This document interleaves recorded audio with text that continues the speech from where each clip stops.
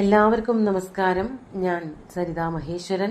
ഇന്ന് ശ്രീമദ് വാൽമീകി രാമായണത്തിന്റെ ബാലകാണ്ഡത്തിലെ 43-ാമത്തെ സർഗത്തില് 34 മുതൽ 41 വരെയുള്ള ശ്ലോകങ്ങളാണ് നമ്മൾ പഠിക്കാൻ പോണത്. ഈ ശ്ലോകങ്ങളോട് കൂടിയിട്ട് 43-ാമത്തെ സർഗം അവസാനിക്കുകയാണ്. അങ്ങനെ കമ്പാരിറ്റീവ്ലി കുറച്ച് വലിയൊരു സർഗമായിരുന്നു. സാധാരണ 25-26 അത്രയും ശ്ലോകങ്ങളെ കൊണ്ടാണ് ഒരു സർഗം തീരാറുള്ളത്. ഇത് 40 ശ്ലോകങ്ങൾ 41 ശ്ലോകങ്ങൾ എന്ന് പറയുമ്പോൾ കുറച്ച് വലിയൊരു സർഗമായിട്ട് വേണം കരുതാൻ. വാൽമീകി രാമായണത്തിൽ പൊതുവെ ആദ്യത്തെ ആ ഭാഗമൊക്കെ കഴിഞ്ഞതിന് ശേഷം ചെറിയ ചെറിയ സർഗങ്ങൾ, ചെറിയ ചെറിയ അധ്യായങ്ങൾ മാത്രമേ നമുക്ക് കാണാൻ പറ്റുള്ളൂ. ഓരോ അധ്യായങ്ങളെ കൊണ്ട് ഓരോ വിഷയങ്ങൾ പരമാവധി പൂർണ്ണമായിട്ട് വർണ്ണിക്കും ചെയ്യാറുണ്ട്. കഴിഞ്ഞ ദിവസം നമ്മൾ പറഞ്ഞു നിർത്തിയത് ഗംഗാനദി വളരെ അനുസരണയോട് കൂടിയിട്ട് ഭഗീരഥന്റെ പിന്നാലെ അങ്ങനെ സഞ്ചരിച്ചു കൊണ്ടിരുന്നു, ദേവന്മാരും കൂടെ ഉണ്ടായിരുന്നു എന്നുള്ളതൊക്കെയാണ് പറഞ്ഞത്. നമുക്ക് 34-ാമത്തെ ശ്ലോകം നോക്കാം. അതിൽ ആദ്യത്തെ വരി കഴിഞ്ഞ ദിവസം ചൊല്ലി നിർത്തിയതാണെങ്കിലും ജഗാമസരിതാം ശ്രേഷ്ഠ സർവപാപപ്രണാശിനി തതോ ഹി യജമാനസ്യ ജഹ്നോരദ്ഭുതകർമ്മണ ഗംഗാ സംപ്ലാവയാമാസ യജ്ഞവാടം മഹാത്മന. അങ്ങനെ വളരെ അനുസരണയോട് കൂടിയിട്ട് ഭഗീരഥനോടൊപ്പം സഞ്ചരിച്ചിരുന്നവളായ ആ ഗംഗാ നദി അങ്ങനെ ഒഴുകി ഒഴുകി എവിടെ എത്തി? അതാണ് തതോ ഹി യജമാനസ്യ ജഹ്നോഹ അദ്ഭുതകർമ്മണ യജമാനസ്യ ജഹ്നോഹ. അദ്ഭുതകർമ്മങ്ങളൊക്കെ ചെയ്യുന്ന അങ്ങനെയുള്ള ഒരു രാജാവ് എന്നും പറയുന്നുണ്ട്. അതല്ല, ഒരു സാധാരണ ഋഷിയാണ് എന്നും പറയുന്നുണ്ട്. ഏതായാലും ഇവിടെ പ്രത്യേകിച്ചൊന്നും പറയുന്നില്ല. അദ്ഭുതകർമ്മണ യജമാനസ്യ ജഹ്നോഹ, യാഗങ്ങളൊക്കെ ചെയ്തിട്ട് അദ്ഭുതകർമ്മങ്ങൾ നടത്തിക്കൊണ്ടിരിക്കുന്ന അങ്ങനെയുള്ളൊരു മഹർഷി. ആ മഹർഷിയുടെ പേരാണ് ജഹ്നു എന്ന്. ആ ജഹ്നുവിന്റെ യജ്ഞവാടം തകർക്കും ചെയ്തു. അതാണ് അതുവരെ ഉണ്ടായിരുന്ന എല്ലാ അനുസരണയും അവിടെ പോയി കിട്ടി. അദ്ഭുതകർമ്മണ യജമാനസ്യ ജഹ്നോഹോ യജ്ഞവാടം മഹാത്മനഃ ജഹ്നോഹോ യജ്ഞവാടം. മഹാത്മാവായിട്ടുള്ള ആ ജഹ്നുവിന്റെ യജ്ഞവാടം ഗംഗാ സംപ്ലാവയാമാസ, ഗംഗ മുക്കിക്കളഞ്ഞു. അതൊക്കെ തട്ടി തെറിപ്പിച്ചുകൊണ്ട് ആ ആശ്രമത്തിനെ ഒന്നുമല്ലാണ്ടാക്കി തീർത്തു. അതുവരെ വളരെ അനുസരണയോട് കൂടിയിട്ട് ഭഗീരഥന്റെ കൂടെ പുറപ്പെട്ട ആ ഗംഗാ നദി ജഹ്നുവിന്റെ ആശ്രമം എത്തിയപ്പോഴേക്കും ആ യജ്ഞവാടം ആശ്രമം മുഴുവനും നശിപ്പിച്ചുകൊണ്ട് അതൊക്കെ വെള്ളത്തിൽ ആഴ്ത്തിക്കൊണ്ട് അങ്ങനെ ഒഴുകി അങ്ങോട്ട് പോയി. അത് ജഹ്നുവിന് പിടിക്കോ? ജഹ്നുവിന് ദേഷ്യം വന്നു. അതാണ് അടുത്ത വരിയിൽ പറയണത്. തസ്യാവലേപനം ജ്ഞാത്വാ ക്രുദ്ധോ ജഹ്നുശ്ച രാഘവ അപിബത്തു ജലം സർവം ഗംഗായാഃ പരമാദ്ഭുതം. അങ്ങനെ യജ്ഞവാടമൊക്കെ തകർത്തപ്പോൾ അത് കണ്ടുവന്ന ജഹ്നു മഹർഷി എന്ത് ചെയ്തു? തസ്യാവലേപനം ജ്ഞാത്വാ, തസ്യാഹ എന്ന് പറഞ്ഞാല് ആ ഗംഗയുടെ അവലേപനം, അവലേപനം ഗർവ അഹങ്കാരം, ജ്ഞാത്വാ മനസ്സിലാക്കിയിട്ട് ക്രുദ്ധ ജഹ്നു, അല്ലയോ ശ്രീരാമ രാഘവ, ക്രുദ്ധനായി തീർന്ന ജഹ്നു മഹർഷി എന്താണ് ചെയ്തത്? ഗംഗായാഹ ജലം സർവം ജലം അപിബത് പരമാദ്ഭുതം. ഗംഗയിലെ മുഴുവൻ വെള്ളവും, അത്രയും നേരം ഒഴുകി വന്ന വെള്ളം മുഴുവനും കുടിച്ചങ്ങോട്ട് വറ്റിച്ചു കളഞ്ഞു ജഹ്നു മഹർഷി. ആ മഹർഷിയുടെ മുമ്പില് ഗംഗാനദിയിലെ വെള്ളമൊന്നും അല്ലാണ്ടേ തീർന്നു. അത്രയ്ക്ക് ശക്തിയാണ്. അതാണ് അദ്ഭുതകർമ്മങ്ങൾ ചെയ്യുന്നുണ്ട്, മഹാത്മാവാണെന്നൊക്കെ പറഞ്ഞത് വെറുതെ അല്ല. വളരെ കഠിനമായിട്ട് തപസ് ചെയ്യുകയും യാഗം ചെയ്യുകയൊക്കെ ചെയ്യുന്ന ഒരാളാണ്. അദ്ദേഹത്തിനോടാണ് അദ്ദേഹത്തിന്റെ ആശ്രമമൊക്കെ നശിപ്പിച്ചുകൊണ്ട് ഗംഗ കളിക്കാൻ ചെന്നത്. ഗംഗയെ കുടിച്ചു വറ്റിച്ചു. ഗംഗയിലെ വെള്ളം മുഴുവനും ഒരൊറ്റ നിമിഷ നേരം കൊണ്ട് കാണാനില്ലാതെയായി. അപ്പൊ എല്ലാവർക്കും വീണ്ടും പേടിയായി. അതാണ് തതോ ദേവാസ ഗന്ധർവാ ഋഷയശ്ച സുവിസ്മിതാഃ പൂജയന്തി മഹാത്മാനം ജഹ്നും പുരുഷസത്തമം ഗംഗാം ചാപി നയന്തി സ്മ ദുഹിതൃത്വേ മഹാത്മന. അതിൽ 3 വരികളുണ്ട് 37-ാമത്തെ ശ്ലോകത്തില്. തതോ അതിനുശേഷം ദേവാഹ സഗന്ധർവാഹ ഋഷയഹ സുവിസ്മിതാഹ. ഇതൊക്കെ കണ്ട് ഒപ്പം നടക്കുന്നവരായിരുന്നല്ലോ ദേവന്മാരും ഋഷിമാരും ഒക്കെ. അവരൊക്കെ പെട്ടെന്ന് അത്ഭുത പരതന്ത്രരായി. ഇങ്ങനെയൊക്കെ ചെയ്യാൻ പറ്റുമോ? നിമിഷ നേരം കൊണ്ട് ഇത്ര വലിയൊരു നദിയെ, അതില് വെറും വെള്ളമൊന്നും അല്ല, അതിൽ എന്തെല്ലാം ജീവജാലങ്ങളൊക്കെ ഉണ്ടായിരുന്നു, എല്ലാത്തിനെയും നിമിഷ നേരം കൊണ്ട് കുടിച്ചു വറ്റിച്ച് കളയാനൊക്കെ പറ്റുമോ? എന്തൊരു മാന്ത്രികതയാണ് എന്നൊക്കെ വിചാരിച്ചിട്ട് ദേവന്മാരും ഋഷിമാരും ഒക്കെ അത്ഭുത പരതന്ത്രരായിട്ട് ഇരിക്കുകയായിരുന്നു. അതാണ് ദേവാഹ സഗന്ധർവാഹ ഋഷയഹ സുവിസ്മിതാഹ. അവര് എന്ത് ചെയ്തു? പൂജയന്തി മഹാത്മാനം ജഹ്നും പുരുഷസത്തമം. ആ മഹാനായിട്ടുള്ള ജഹ്നു മഹർഷിയെ ഭഗീരഥൻ മാത്രമല്ല, ദേവന്മാരും ഋഷിമാരും ഗന്ധർവന്മാരും എല്ലാവരും കൂടി ചേർന്നുകൊണ്ട് പൂജിക്കാൻ ആരംഭിച്ചു, ഭജിക്കാൻ ആരംഭിച്ചു. എന്തിനു വേണ്ടിയിട്ടായിരുന്നു? ഒരു മകളെ പോലെ ഗംഗാനദിയെ വിട്ടുതരണം. മകള് എന്നൊക്കെ പറയുമ്പോൾ കുട്ടികൾ എന്ത് ചെയ്യും? വികൃതിയൊക്കെ കാണിക്കും, തോന്നിവാസമൊക്കെ കാണിക്കും. പക്ഷെ അതൊരു പക പോലെയൊന്നും മാതാപിതാക്കൾ കൊണ്ട് നടക്കില്ലല്ലോ. എന്തെങ്കിലും ആവട്ടെ, ചെറിയൊരു ശിക്ഷ കൊടുത്തുകൊണ്ട് വീണ്ടും അവരെ സ്വതന്ത്രരാക്കുക. അതാണല്ലോ അച്ഛനമ്മമാര് ചെയ്യാറുള്ളത്. അതുപോലെ ജഹ്നുവിന്റെ ആശ്രമം തകർത്തതൊന്നും ശരിയാണെന്നല്ല, പക്ഷെ അതൊരു കുസൃതി പോലെ കണക്കാക്കാവൂ. മകളെ പോലെ കരുതണം എന്നൊക്കെ വിചാരിച്ചിട്ട്. മാത്രമല്ല, വലിയൊരു ലക്ഷ്യം മുമ്പിലുണ്ടല്ലോ. സഗരപുത്രന്മാർക്ക് മോക്ഷം വേണം താനും. അതിനു വേണ്ടിയിട്ട് ഭഗീരഥൻ മാത്രമല്ല, ദേവന്മാരും ഋഷിമാരും ഗന്ധർവന്മാരും എല്ലാവരും കൂടിയിരുന്നു കൊണ്ട് ഭജിച്ചു എന്നാണ് പറഞ്ഞത്. ഗംഗാം ചാപി നയന്തി സ്മ. ഗംഗയെ പുറത്തേക്ക് ഒഴുക്കിത്തരാൻ വേണ്ടിയിട്ട് ഒരു ദുഹിതൃത്വത്തോട് കൂടിയിട്ട്, മകളാണ് എന്ന് വിചാരിച്ചിട്ട് വേണം എന്നുള്ള രീതിയിൽ. അത് അല്ലെങ്കിൽ അത് നാശത്തിനിടയാക്കും. മകളാവുമ്പോൾ അത് അവിടെ ഒരു സൗമ്യ സ്വഭാവം എല്ലാവർക്കും വരും. അതുകൊണ്ട് ഗംഗയെ ഒരു മകളായിട്ട് കാണണം എന്ന് വിചാരിച്ചുകൊണ്ട് അങ്ങനെ ജഹ്നുവിനെ കൊണ്ട് തോന്നിപ്പിക്കാൻ തക്കവണ്ണം ഇവരെല്ലാവരും കൂടി തന്നെ പൂജിച്ചു. അങ്ങനെ എന്ത് സംഭവിച്ചു? തതസ്തുഷ്ടോ മഹാതേജ ശ്രോത്രാഭ്യാമസൃജത് പ്രഭു തസ്മാത് ജഹ്നുസുതാ ഗംഗാ പ്രോച്യതേ ജാഹ്നവീതി ച. എല്ലാവരും കൂടി ഭജിച്ചപ്പോൾ ജഹ്നുവിന് വളരെയധികം സന്തോഷായി. അങ്ങനെ ആ ജഹ്നു എന്ത് ചെയ്തു? വളരെ സന്തോഷത്തോടു കൂടിയിട്ട് തതസ്തുഷ്ടോ മഹാതേജാഹ, മഹാതേജസ്വിയായ ആ മുനി ശ്രോത്രാഭ്യാം അസൃജത് പ്രഭുഹു സഹ. എല്ലാത്തിനും കഴിവുള്ള മിടുക്കനായിട്ടുള്ള എന്നാൽ മുനിവൃത്തിയിൽ ഏർപ്പെട്ടിരിക്കുന്നവനായ ആ ജഹ്നു മഹർഷി ഗംഗാനദിയെ തന്റെ ചെവികളിലൂടെ, ശ്രോത്രാഭ്യാം, 2 ചെവിയിലൂടെയായിട്ട് പുറത്തേക്ക് വിട്ടു. അതിന്റെ അർത്ഥം ശരീരത്തിൽ നിന്ന് ജനിപ്പിച്ചു, പുറത്തേക്ക് വിട്ടു. അപ്പൊ ശരീരത്തിൽ നിന്ന് ജനിച്ചാൽ ആരായി? മകളായില്ലോ. അത് തന്നെയാണ് ഇവർക്ക് എല്ലാവർക്കും വേണ്ടിയിരുന്നത്. അങ്ങനെ സന്തോഷവാനായിട്ടുള്ള ജഹ്നു മഹർഷി ഗംഗയ്ക്ക് പുനർജന്മം കൊടുത്തു.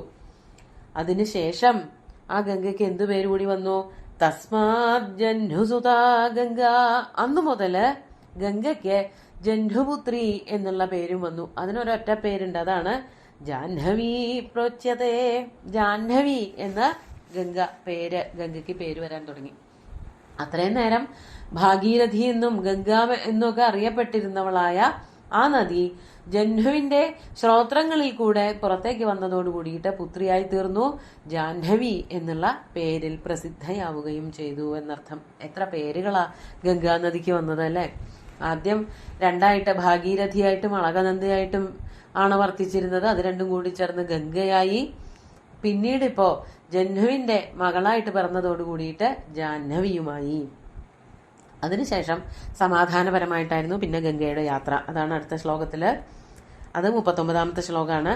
ജഗാമച പുനർഗംഗ ഭഗീരഥരഥാനുഗ സാഗരം ചാപി സംപ്രാപ്ത സാ സരിത് പ്രവരാ തദാ. അതിനുശേഷം പുനഃ വീണ്ടും ഭഗീരഥരഥാനുഗ, ഭഗീരഥന്റെ രഥത്തെ പിന്തുടർന്നുകൊണ്ട് ഗംഗാ ജഗാമ, ഗംഗാ നദി ഒഴുകിപ്പോവാൻ തുടങ്ങി. പിന്നെ എവിടേക്കാണ് എത്തേണ്ടത്? പാതാള ലോകത്താണല്ലോ ഈ ഭഗീരഥന്റെ മുത്തച്ഛന്മാര് വിശ്രമിക്കല്ല, അവര് ചാരക്കൂമ്പാരമായിട്ട് കിടക്കുകയാണല്ലോ. അവിടേക്കാണല്ലോ ഗംഗ വന്ന് പതിക്കേണ്ടത്. അങ്ങനെ ഭഗീരഥൻ പോയ വഴിയിൽ കൂടെയൊക്കെ തന്നെ ഗംഗാനദി വന്നു. അവസാനം സാഗരം ചാപി സംപ്രാപ്ത, സാഗരത്തിൽ കൂടെ, സാഗരം എന്ന് പറഞ്ഞാൽ ഈ സഗരപുത്രന്മാര് തന്നെ കുത്തിക്കളച്ചുണ്ടാക്കിയതായ വലിയ തടാകങ്ങള്, അതിലെ കൂടെ താഴത്തേക്ക് പോയിട്ട് പാതാള ലോകത്തെത്തിയിട്ട് സാഗരം ചാപി സംപ്രാപ്ത സാ സരിത് പ്രവര തഥാ. സരിത് പ്രവര സാ, നദികളിൽ വെച്ച് ഏറ്റവും ശ്രേഷ്ഠയായിട്ടുള്ള, ഏറ്റവും പുണ്യപാവനിയായിട്ടുള്ള ആ ഗംഗാനദി സാഗരത്തിലേക്ക് എത്തി. വലിയ താമസമില്ലാതെ താഴെ പാതാള ലോകത്തേക്ക് എത്തുകയും ചെയ്യും. ഇവിടെ രസാതലം എന്നാണ് പറയുന്നത്. അടുത്ത ശ്ലോകത്തിൽ നോക്കാം. രസാതലമുപാഗച്ഛത് സിദ്ധ്യർത്ഥം തസ്യ കർമ്മണ ഭഗീരഥോ വിരാജർഷിർഗംഗാമാദായ യത്നത. അവസാനം ആ സഗരന്മാര് കിളച്ചുണ്ടാക്കിയതായ വലിയൊരു ദ്വാരമുണ്ടല്ലോ, അതിന് സാഗരം എന്നാണല്ലോ പേര് പറഞ്ഞത്. അതിൽ കൂടെ സഞ്ചരിച്ച് അവസാനം രസാതലം ഉപാഗച്ഛത്, രസാതലത്തിലേക്കും എത്തിച്ചേർന്നു. തസ്യ കർമ്മണ സിദ്ധ്യർത്ഥം, തസ്യ എന്ന് വെച്ചാൽ ഭഗീരഥൻ, ഭഗീരഥന്റെ കർമ്മങ്ങൾ പൂർത്തീകരിക്കുന്നതിന് വേണ്ടിയിട്ട്, സകലതനയന്മാർക്ക് മോക്ഷം കൊടുക്കുന്നതിന് വേണ്ടിയിട്ട് ഗംഗാനദി അങ്ങനെ രസാതലത്തിലേക്ക് എത്തിച്ചേർന്നു. അങ്ങനെ ഭഗീരഥോ വിരാജർഷിർ ഗംഗാമാതായ യത്നത, ഭഗീരഥൻ തന്റെ കർമ്മങ്ങള്, അതായത് ഒരു ലക്ഷ്യം മുന്നിൽ വെച്ചുകൊണ്ടാണല്ലോ പ്രവർത്തിച്ചത്.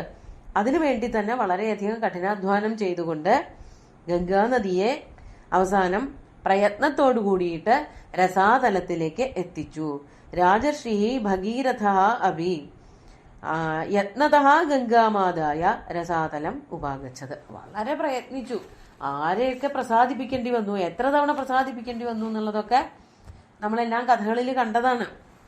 അങ്ങനെ എന്നാലും താൻ ആ ലക്ഷ്യത്തിൽ നിന്ന് പിന്മാറില്ല എന്ന ഉറച്ച വിശ്വാസത്തോടു കൂടിയിട്ടാണ് ഭഗീരഥൻ മുമ്പാക്കം പോയത്. അങ്ങനെ അവസാനം രസാതലത്തിലേക്ക് എത്തി. ഭഗീരഥന്റെ മുത്തച്ഛന്മാരുടെ ചാരക്കൂനയുടെ സമീപത്തെത്തി എന്നാണ് പറയണത്. അടുത്ത 3 ശ്ലോകങ്ങളുണ്ട്. 41ാമത്തെ ശ്ലോകം നമുക്ക് നോക്കാം. പിതാമഹാൻ ഭസ്മകൃതാൻ അപശ്യദ്ഗതചേതന അഥ തദ്ഭസ്മനാം രാശിം ഗംഗാസലിലമുത്തമം പ്ലാവയത്പൂതപമാന സ്വർഗം പ്രാപ്ത രഘുത്തമ. അല്ലയോ രഘുത്തമ, അല്ലയോ ശ്രീരാമ, അവിടെ ആ രസാതലത്തിലേക്ക് എത്തിച്ചേർന്ന ഗംഗ പിന്നെ എന്താണ് ചെയ്തത്? ഭസ്മകൃതാൻ പിതാമഹാൻ ഗതചേതന അപശ്യത്. തന്റെ പിതാമഹന്മാരെ, മുത്തച്ഛന്മാരായിട്ടുള്ള എത്രയോ 2-3 തലമുറ പിന്നിലാണല്ലോ, 3-4 തലമുറ പിന്നിലാണ്. അങ്ങനെയുള്ള ആ സഗരന്മാരുടെ ചാരക്കൂന അപ്പോഴാണ് ഭഗീരഥൻ കാണുന്നത്. ഇതിനു മുമ്പൊന്നും കണ്ടിട്ടില്ല. തന്റെ അച്ഛനും മുത്തച്ഛനും ഒക്കെ പറഞ്ഞിട്ടുള്ള അറിവ് മാത്രമേ ഉള്ളൂ. അത് കണ്ടതോടു കൂടിയിട്ട് ഗതചേതനഹ, എല്ലാ ധൈര്യവും പോയവനായ, വിഷമായി. ബാക്കി മുത്തച്ഛന്മാർക്കൊക്കെ വേണ്ടതൊക്കെ ചെയ്തിട്ടുണ്ട്. പക്ഷെ ഈ 60,000 പേര് ഇവിടെ ഇങ്ങനെ ചാരക്കൂമ്പാരമായിട്ട് കിടക്കുകയാണല്ലോ എന്ന് ആലോചിച്ചപ്പോൾ തന്നെ ഭഗീരഥന്റെ മനസ്സാകെ ക്ഷീണിച്ചു പോയി. അതാണ് ഗതചേതനഹ. വളരെ ദുഃഖത്തോടു കൂടിയിട്ട് ആ ചാരക്കൂമ്പാരം നോക്കി. എന്നിട്ടോ അതിലേക്ക് ഗംഗാനദിയെ ഒഴുക്കി. അഥ തദ് ഭസ്മനാം രാശിം ഗംഗാസലിലമുത്തമം പ്ലാവയത്. അങ്ങനെ അതിനുശേഷം ആ ചാരക്കൂമ്പാരത്തിലേക്ക് ഗംഗാനദിയെ ഒഴുക്കി വിടുകയും ചെയ്തു. ഗംഗാസലിലം ഉത്തമം ഗംഗാസലിലം പ്ലാവയത്. ഭസ്മരാശിയിലേക്ക് ഗംഗാസലിലത്തെ, 2 ദ്വിതീയ വിഭക്തിയാണ്, ഭസ്മ കൂമ്പാരത്തിലേക്ക് ഗംഗാനദിയെ പ്രവഹിപ്പിച്ചു. പ്ലാവയത്, ഒഴുക്കി വിട്ടു. അങ്ങനെ ഒഴുകി അങ്ങോട്ട് പരന്നതോടു കൂടിയിട്ട് എന്ത് സംഭവിച്ചു? അതാണ് ഭൂതപാപ്മാന തേ സ്വർഗം പ്രാപ്താഹ. അല്ലയോ രഘുത്തമ, പാപങ്ങൾ നശിച്ചവരായ, അതായത് ബ്രാഹ്മണരുടെ ശാപം കൊണ്ട്, കപിലവസുദേവരുടെ ശാപം കൊണ്ട് മരിച്ചുപോയവരാണല്ലോ. അവർക്ക് സാധാരണ ജലം കൊണ്ടൊന്നും ശ്രാദ്ധമൂട്ടിയാൽ പോരാ, അത്രയ്ക്ക് പാപം ചെയ്തവരായി പെട്ടെന്ന് തന്നെ. അവർക്ക് ശ്രാദ്ധമൂട്ടണമെങ്കിൽ ഗംഗാനദി തന്നെ ശ്രാദ്ധം വന്ന് ഒഴുകണം, ഗംഗാജലം തന്നെ അവിടേക്ക് വന്ന് ഒഴുകണം. അതാണല്ലോ ഇവിടെ സംഭവിച്ചത്. അങ്ങനെ അവരുടെ സകല പാപങ്ങളും തീർന്ന് എല്ലാ സകലപുത്രന്മാരും മോക്ഷത്തെ പ്രാപിച്ചു, സ്വർഗത്തെ പ്രാപിച്ചു എന്നർത്ഥം. ഇതൊക്കെ വളരെ ഭംഗിയായിട്ട് കാളിദാസൻ മേഘസന്ദേശത്തിൽ പറഞ്ഞിട്ടുണ്ട്. തസ്മാത് ഗച്ഛേരനുകനഖലം ശൈലരാജാവതീർണാം ജഹ്നോ കന്യാം സഗരതനയ സ്വർഗസോപാന പങ്ക്തി ഗൗരീവക്ത്രഭൃകുടിരചനാം യാ വിഹസ്യൈവ ഭേനൈ ശംഭോ കേശഗ്രഹണമകരോദിന്ദുലഗ്നോർമിഹസ്ത. ഒരു 4 വരി കൊണ്ട് ഈ കഥ മുഴുവൻ അങ്ങോട്ട് പറയുക ചെയ്തത്. മേഘത്തിനോട് യക്ഷൻ പറയാണ് അനുകനഖലം, അതായത് ഓരോരോ പ്രദേശങ്ങൾ കടന്ന് ബ്രഹ്മാവർത്തം പോലെയുള്ള സ്ഥലങ്ങളൊക്കെ കഴിഞ്ഞിട്ട് പിന്നെ കനഖലം എന്ന് പറയുന്ന ഒരു പർവ്വതമുണ്ട്. ആ പർവ്വത പ്രദേശം കൂടി കഴിഞ്ഞാൽ നിനക്ക് ആകാശമാർഗത്തിൽ കൂടെ സഞ്ചരിക്കുമ്പോൾ അല്ലയോ മേഘമേ നിനക്ക് കാണാൻ പറ്റും ശൈലരാജാവതീർണാം ജഹ്നോ കന്യാം. ശൈലരാജനിൽ നിന്ന് ഒഴുകി പുറപ്പെടുന്നവളായ, താഴേക്ക് ഇങ്ങനെ ഒഴുകി വന്നുകൊണ്ടിരിക്കുന്നവളായ ജഹ്നുപുത്രിയെ, ജാഹ്നവിയെ, ഗംഗാനദിയെ കാണാം. അവൾ എന്താ ചെയ്തത്? അതാണ് സഗരതനയ സ്വർഗ സോപാന പങ്ക്തി. സഗരതനയന്മാർക്ക് സ്വർഗത്തിലേക്ക് കയറിപ്പോകാനുള്ള പടികളായി ഭവിച്ചവളായ ആ ഗംഗാനദിയെ കാണാം. ഗംഗാനദി പടികളായി ഭവിച്ചു എന്ന് പറയുമ്പോൾ അവിടെ വന്ന് സ്പർശിച്ചു, അതോടുകൂടിയിട്ട് എല്ലാ പാപങ്ങളും തീർന്നു. അങ്ങനെ അവര് സ്വർഗത്തിലേക്ക് ഗംഗാനദി വഴി കയറിപ്പോയി എന്ന് കവി വളരെ ഭാവനാത്മകമായിട്ട് പറയാണ്. എവിടെയായിരുന്നു ഈ ഗംഗയുടെ ബാക്കി ഭാഗങ്ങൾ എവിടെ വന്നാണ് പതിച്ചത്? അതാണ് ഗൗരീവക്ത്ര ഭ്രുകുടി രചന എന്ന് പറയുമ്പോഴും കാളിദാസൻ എത്ര ഭംഗിയായിട്ടാണ് പറയണത്. ഈ ഗംഗാനദി ശരിക്കും ഒരു ഭാഗം മാത്രമല്ല ഇങ്ങോട്ട് വിട്ടുള്ളൂ, ഒരു പ്രവാഹത്തിനെ മാത്രമേ വിട്ടുള്ളൂ, ബിന്ദു സരസിൽ വന്ന് വീണുള്ളൂ. ബാക്കിയുള്ളതൊക്കെ ശ്രീ പരമേശ്വരന്റെ ശിരസിൽ അങ്ങനെ ഒഴുകി നടന്നുകൊണ്ട്, അങ്ങനെ ഒഴുകി നടന്നിട്ട് എന്താ ചെയ്തത്? ഗൗരിയുടെ മുഖത്തൊരു സുഖല്യായ ഉണ്ടാക്കി കൊടുത്തു. അതാണ് ഗൗരീവക്ത്ര ഭ്രുകുടി രചന. ഗൗരിയുടെ മുഖത്ത് ഭ്രുകുടി എന്ന് പറഞ്ഞാല് നല്ല പുരികങ്ങളുടെ വളവ്. ഭ്രുകുടി രചന എന്ന് പറഞ്ഞാൽ അതാണ്. ഭ്രുകുടി എന്ന് പറഞ്ഞാൽ പുരികാണ്. പുരികം വളച്ചുകൊണ്ട് ഇങ്ങനെ ഗംഗയെ ദേഷ്യത്തോടു കൂടി നോക്കുന്ന വിധത്തിലാക്കി ആയി തീർന്നു ഗംഗ. രണ്ടാം ഭാര്യയായിട്ട് ഭഗവാൻ തന്നെ അംഗീകരിച്ചുല്ലോ. അതാണ് ശിരസിൽ കയറിയിരുന്നു കൊണ്ട് ആ ചന്ദ്രക്കലയൊക്കെ തന്റെ ഒപ്പം പിടിച്ചുകൊണ്ട് അത്രയും സ്ഥാനം ലഭിച്ചുകൊണ്ട് ഗംഗാനദി ശ്രീപരമേശ്വരന്റെ ശിരസിൽ അങ്ങനെ അമരുകയാണ് ഉണ്ടായത് എന്നാണ് അവിടെ പറയണത്. അത് തന്റെ ആ അനീതിയാണല്ലോ ശ്രീപാർവതി. ശ്രീപാർവതിയുടെ വിദ്വേഷത്തിനെയൊക്കെ തന്റെ നുരകളെ കൊണ്ടും പതകളെ കൊണ്ടും ഒക്കെ പുച്ഛിച്ച് തള്ളിക്കൊണ്ട് അങ്ങനെ ശ്രീപരമേശ്വരന്റെ ജടയിൽ സ്ഥാനം പിടിച്ചു എന്ന് വളരെ ഭംഗിയായിട്ട് അവിടെ കാളിദാസൻ പറഞ്ഞു. ഈ കഥയൊക്കെ നമ്മൾ രാമായണത്തില് കുറച്ചു മുമ്പ് പറഞ്ഞതാണ്. ഇങ്ങനെ അല്ലെങ്കിലും അങ്ങനെ ആ നദി വന്ന്, ഗംഗാനദി വന്നിട്ട് പാതാള ലോകത്ത് വന്നു. സകരപുത്രന്മാരുടെ ചാരക്കൂനയിലേക്ക് വന്ന് അവർക്കൊക്കെ അവരിലേക്ക് ഒഴുകി അവർക്ക് മുഴുവനും മോക്ഷം കിട്ടി എന്ന് പറഞ്ഞിട്ട് ഇവിടെ നിർത്തുകയാണ്. കഴിഞ്ഞിട്ടില്ലേ അതിന്റെ തുടർച്ച അടുത്ത സർഗത്തിലും കൂടി കുറച്ച് ഭാഗത്തിലുണ്ട്. ഇന്നത്തെ ശ്ലോകങ്ങൾ നമുക്കൊന്നുകൂടി ചൊല്ലി നോക്കാം. തതോ ഹി യജമാനസ്യ ജഹ്നോരദ്ഭുതകർമ്മണ ഗംഗാ സംപ്ലാവയാമാസ യജ്ഞവാടം മഹാത്മന തസ്യാവലേപനം ജ്ഞാത്വാ ക്രുദ്ധോ ജഹ്നുശ്ച രാഘവ അപിബത്തു ജലം സർവം ഗംഗായാഃ പരമാദ്ഭുതം തതോ ദേവാഃ സഗന്ധർവാ ഋഷയശ്ച സുവിസ്മിതാഃ പൂജയന്തി മഹാത്മാനം ജഹ്നും പുരുഷസത്തമം ഗംഗാം ചാഭിനയന്തി സ്മ ദുഹിതൃത്വേ മഹാത്മനഃ തതസ്തുഷ്ടോ മഹാതേജാഃ ശ്രോത്രാഭ്യാമസൃജത് പ്രഭു തസ്മാത് ജഹ്നുസുതാ ഗംഗാ പ്രോച്യതേ ജാഹ്നവീതി ച ജഗാമ ച പുനർഗംഗാ ഭഗീരഥരഥാനുഗാ സാഗരം ചാപി സംപ്രാപ്ത സാ സരിത്പ്രവരാ തദാ രസാതലമുപാഗച്ഛത് സിദ്ധ്യർത്ഥം തസ്യ കർമ്മണ ഭഗീരഥോ വിരാജർഷിർഗംഗാമാദായ യത്നതഃ പിതാമഹാൻ ഭസ്മകൃതാൻ അപശ്യദ്ഗതചേതനഃ അഥ തദ്ഭസ്മനാം രാശിം ഗംഗാസലിലമുത്തമം പ്ലാവയത് പൂതപാപ്മാനഃ സ്വർഗം പ്രാപ്ത രഘൂത്തമ. അങ്ങനെ ആ ഗംഗാനദിയുടെ പാതാളലോക പ്രവേശം വരെയുള്ള കഥകൾ ഇവിടെ വർണ്ണിച്ചു കഴിയുകയാണ് ചെയ്യണത്. തുടർന്നുള്ള ഭാഗങ്ങൾ അടുത്ത സർഗത്തിൽ കാണാം. സുന്ദരമായിട്ടുള്ള ശ്ലോകങ്ങൾ ഭഗവാൻ ശ്രീരാമചന്ദ്രന്റെ കാൽക്കൽ അർപ്പിച്ചുകൊണ്ട് ഗുരുവായൂരപ്പനെ സാഷ്ടാംഗം നമസ്കരിച്ചുകൊണ്ട് എല്ലാവർക്കും ശുഭദിനം നേർന്നു നിർത്തട്ടെ. നന്ദി.